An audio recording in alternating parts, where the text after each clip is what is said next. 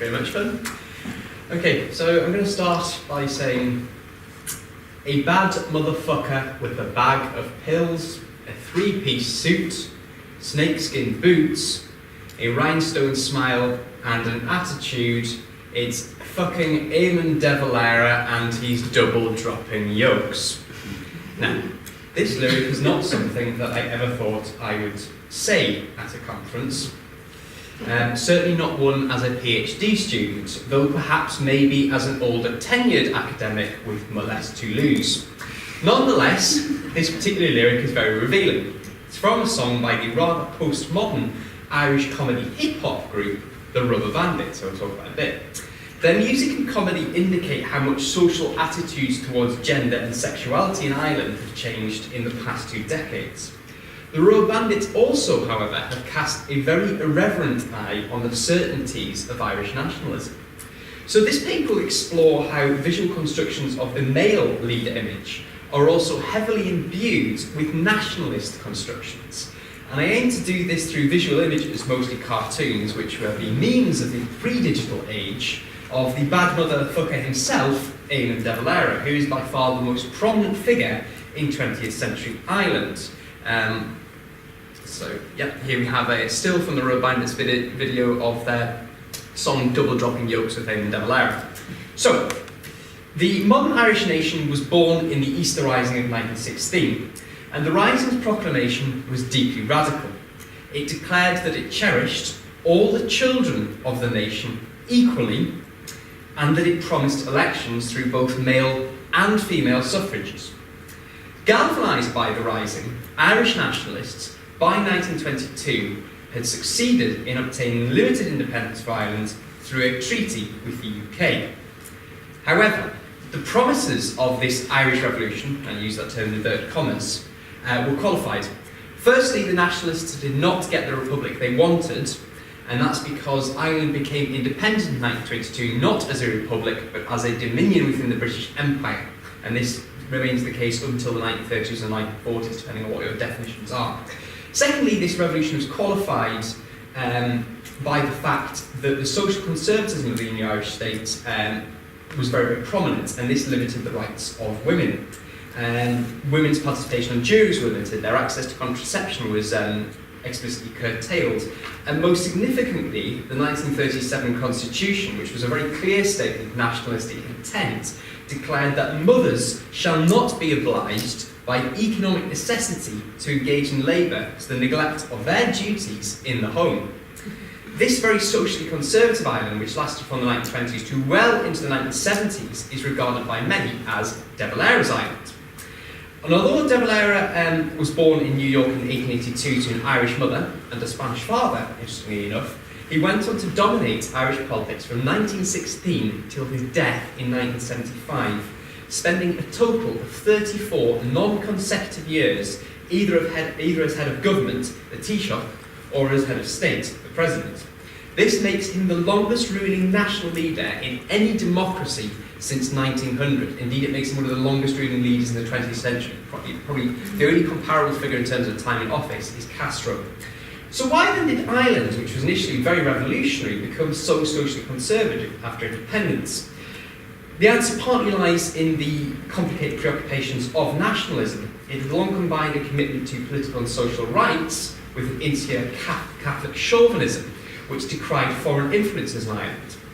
But the term social conservatism is also very typical of the destabilisation of revolutionary, post-revolutionary and post-colonial states. After the treaty with the UK in 1922, Ireland was plunged into a year of civil war, where pro-treatyites fought the anti-treatyites, and the anti-treatyites were led by de Valera himself.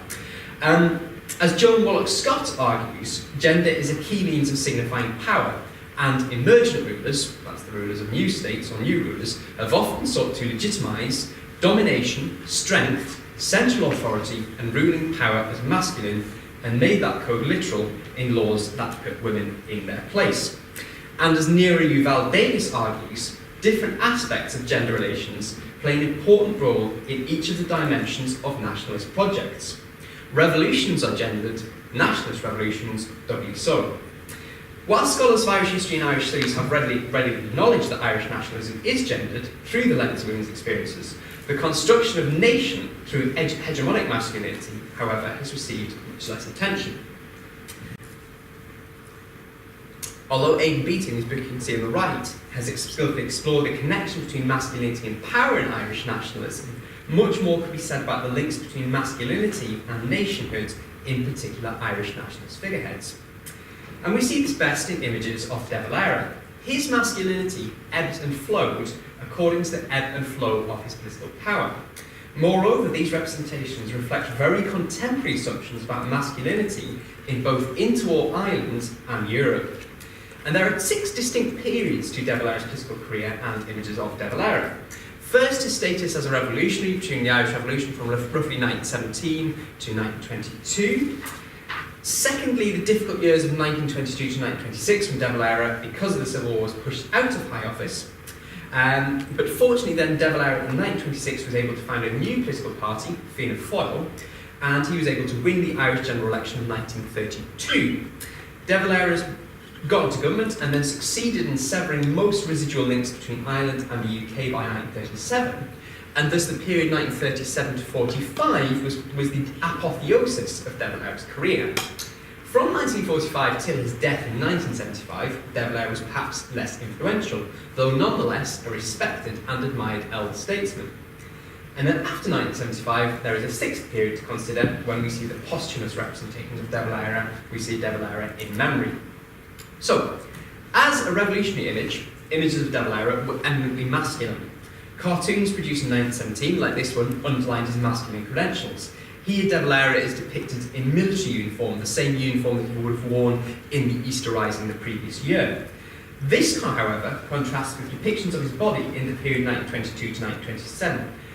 And in some of these representations, he appeared effeminate. Here he is in drag with his one of his once comrades, Arthur Griffith, who then ended up on the other side of the treaty split. Here he is quarrelling over Arthur Griffith with Lloyd George, on this occasion as a very thin, emaciated, effeminate figure. And then here he is as a very gaunt, emaciated, distorted figure. So not a masculine figure at all. So the wider context of this is that across interwar Europe, the muscular, healthy and masculine body was a symbol of both masculinity and political power. Odo Duffy, who later became one of the Irish fascist leaders, declared that the greatest asset a country can have is a healthy, clean-living young manhood. We must also consider how pro-treaty political discourse in the Civil War reinforced an image of the pro-treaty side as being masculine and the anti-treaty side as being feminine. Indeed, one pro-treaty leader declared that neurotic girls form the majority of anti-treaty activists. During the Civil War, then, De Valera was marginalised and his invisibility limited his masculinity.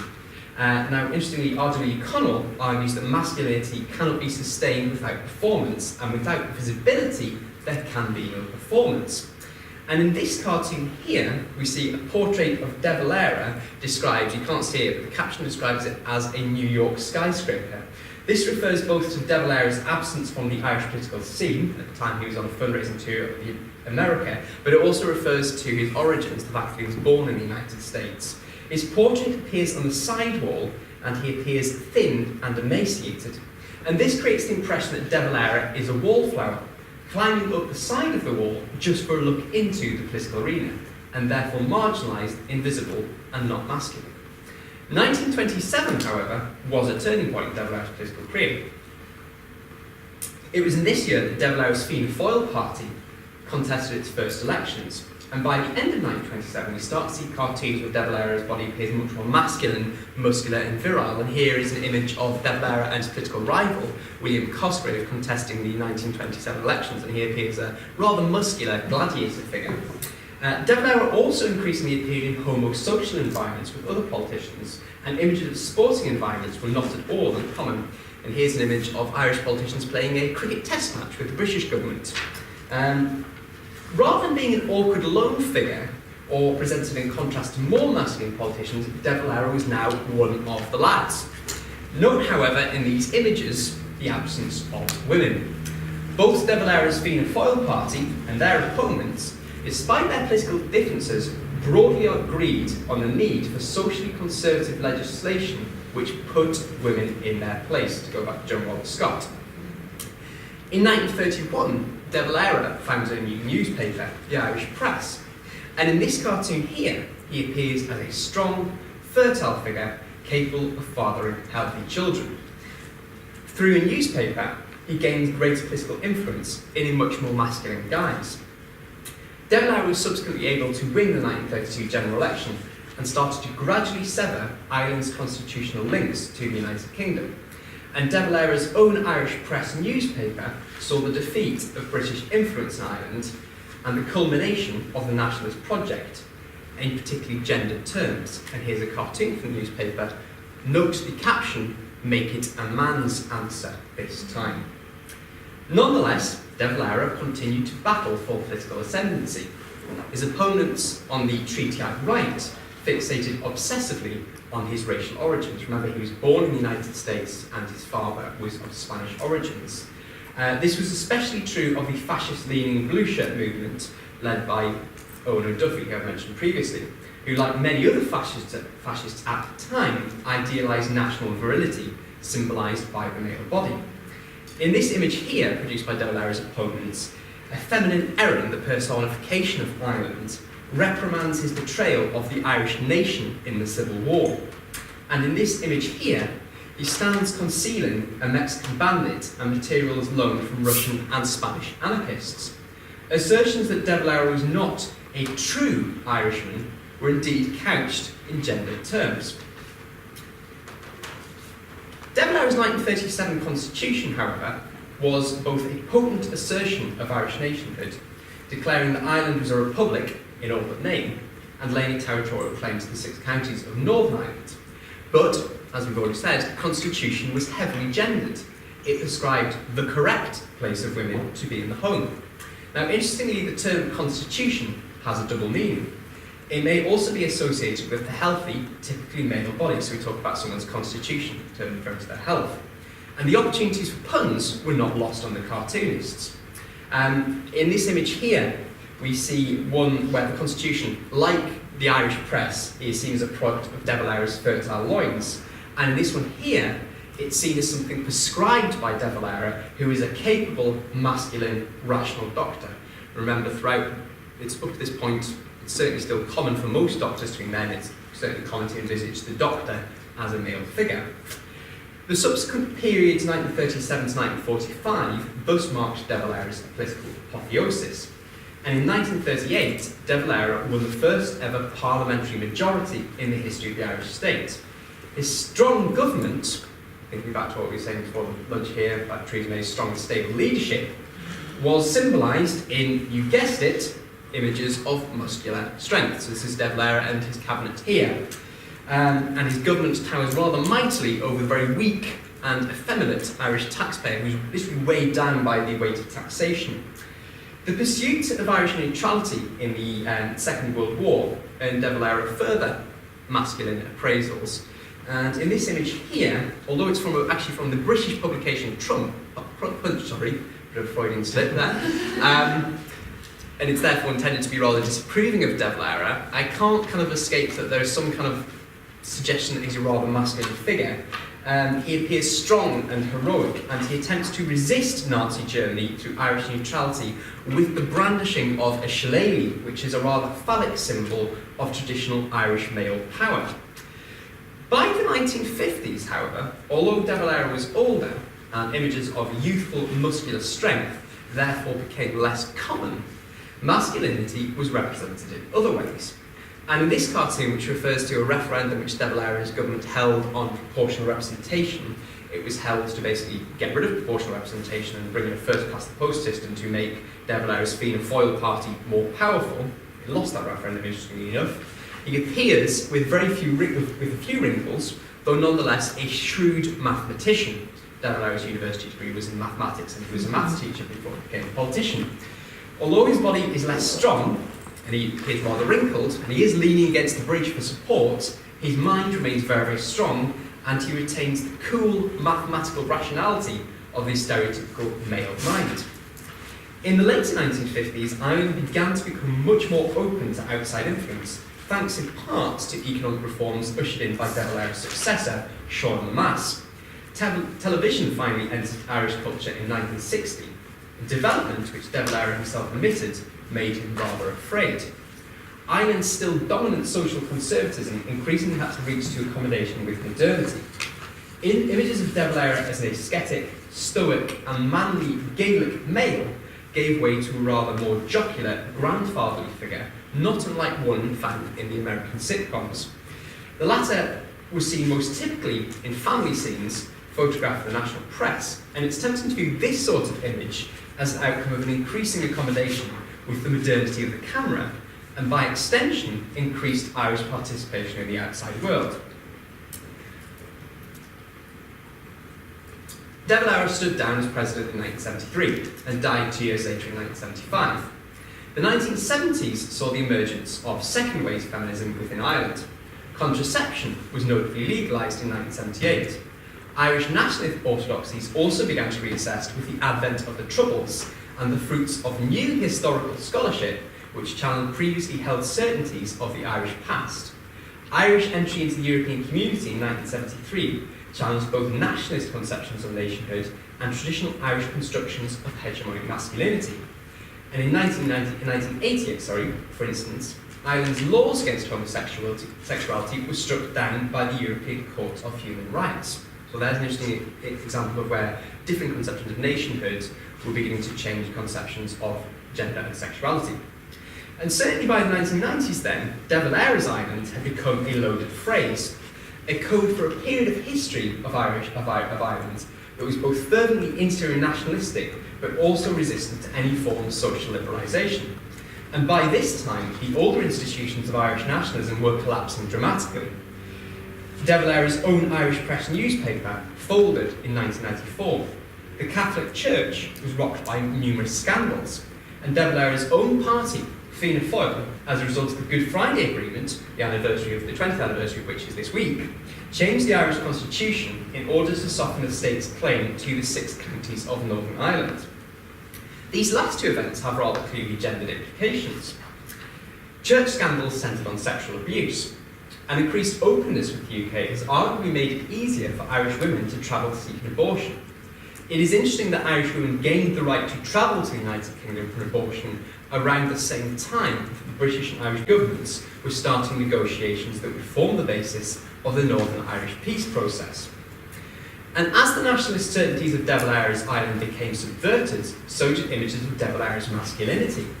On the satirical TV show Nighthawks, in one series of sketches, De Valera ended up living in the fridge of a middle-class couple's apartment. And in one sketch, De Valera ate all the woman's birth control pills after he told her that she couldn't have them because, and they quote, they give her independence. And they use the term independence in the gendered, not nationalistic sense. We come now then to the Royal Bandits. Here they are with spar bags on top of their heads. It's all part of their kind of rather bizarre post-modern image. It's rather sort of a weird representation of a new lad masculinity in Irish culture, which rejects many of the certainties of De Valera's Ireland. The Royal Bandits, as we've already seen, depict De Valera as a drug dealer who double drops yokes. Yokes, if you didn't know, is Irish slang for ecstasy pills. They assail De Valera's image, but they also challenge notions of hegemonic masculinity. The duo have asserted on national television that a patriarchal attitude is no longer relevant to us in the 21st century, and that young men need feminism. It is also worth noting that the Royal Bandits have subversively satirised Irish nationalist projects. The song Up de Ra, the Ra is Irish slang for the IRA, is a merciless pillaring of physical force Irish republicanism. And in 2016, the centenary of the East Rising, which is where De Valera kind of gets his fame as a nationalist figure, the duo presented a satirical documentary, here they are here, about the Rising, and they illustrated the military action of the Rising with figurines from the popular fantasy tabletop game Warhammer 40k. In their satirical story Arse Children, De Valera, after a sexual tryst with his comrade turned opponent Michael Collins, gives birth to an army of manly Gaelic IRA warriors who wage war on the British state. And I don't think there is a better illustration of the ways in which traditional notions of Irish masculinity and nationhood and Irish culture converge than this. So the hegemonic image of the ascetic manly Catholic Gael, embodied by De Valera, has given way to the performance of multiple Irish masculinities. Whilst De Valera was a white, heterosexual and manly Gael, Ireland's Taoiseach, current Taoiseach, Leo Varadkar, is of part Indian descent, who is in an openly same-sex relationship. Whilst De Valera enjoyed Gaelic games and covertly also enjoyed rugby, it has recently emerged that Leo Varadkar once attended the same Pilates class as the ex-leader of Sinn Féin, Gerry Adams. And I've got some very gratuitous images of Gerry Adams talking about his Pilates experiences here. It's worth noting that he says "chocky ah" comes from the comes from the Gaelic phrase "chocky ala," which means "our time will come." So we see the subversion of Irish nationalist certainties through Pilates, which is often kind of constructed as a pursuit for women. And here's another one here. There's a great BuzzFeed article of Gerry Adams' tweets envisaged by Microsoft Paint. Anyway, the two policies that currently preoccupy Leo Varadkar are the upcoming referendum on abortion, it's the 25th of May, this next month, and the assertion of Ireland's place within the EU as the challenges of Brexit loom large. And quite interestingly, I was at a conference, multidisciplinary feminist and gender studies conference in Dublin in November, and Mary McAuliffe, who's a very big figure in the field in Ireland, has suggested that actually one of the problems with Brexit and the changing nature of the Irish border is that it might make it more difficult for Irish women to continue to have an abortion. This is if, of course, the referendum in May just passed. As with De Valera, who is the Hispanic American Irishman, so with Varadkar, an Indian Irishman, gendered discourses inform the rhetoric of nationalism and vice versa. The leader image is gendered, but it is nationed too. Dev's gains include Irish sovereignty, but also increased muscle mass in political cartoons. Thank you.